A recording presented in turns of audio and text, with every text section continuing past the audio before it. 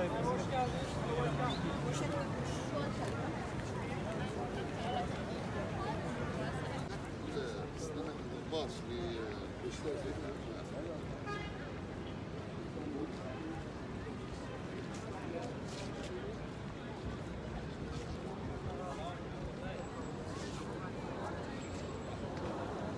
ये सर यहाँ बताना बोला नहीं यार अब ये लोग बात दी माशाल्लाह तो